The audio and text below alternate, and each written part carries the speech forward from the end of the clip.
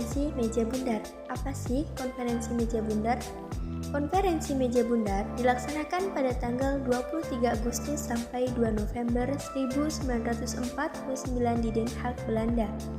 Sebelum KMB dilaksanakan, sudah ada jalur diplomasi yang dilakukan antara Indonesia dan Belanda, antara lain Perundingan Linggarjati, Perjanjian Rheinfeld, dan juga Perjanjian Rome-Rosen. Dalam prosesnya, jalannya KMB tentu saja ada beberapa masalah dalam perundingannya. Berikut saya akan menjelaskan tentang masalah yang terjadi saat terjadinya proses KMB. Baiklah, saya akan menjelaskan masalah yang muncul di konferensi meja bundar. Yang pertama, masalah kedaulatan. Terjadi perbedaan pendapat antara Indonesia dan Belanda, di mana Indonesia ingin menggunakan istilah pengakuan kedaulatan, sedangkan Belanda menghendaki istilah penyerangan. Yang kedua, masalah UNI Indonesia-Belanda.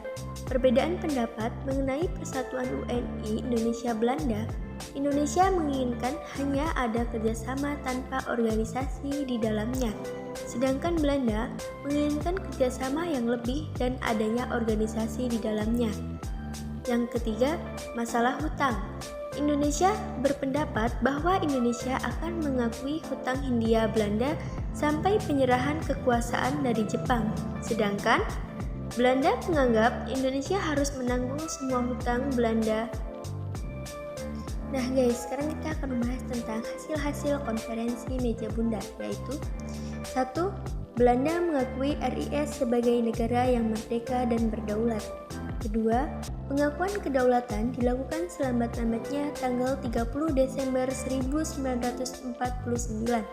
Yang ketiga, masalah Irian Barat akan diadakan perundingan lagi dalam waktu 1 tahun setelah pengakuan kedaulatan RIS.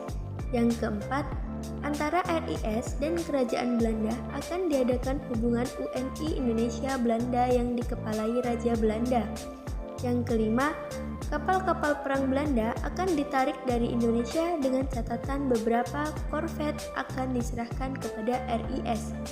Yang terakhir, tentara Kerajaan Belanda selekas mungkin ditarik mundur, sedangkan tentara Kerajaan Hindia Belanda atau KNIL akan dibubarkan dengan catatan bahwa para anggotanya yang diperlukan akan dimasukkan dalam kesatuan TNI. Selanjutnya, apa arti penting dalam konferensi meja bundar bagi Indonesia? Konferensi meja bundar atau KMB berlangsung pada 23 Agustus sampai 2 November 1949 di Den Haag, Belanda. Konferensi ini bertujuan untuk menyelesaikan konflik antara Indonesia dan Belanda.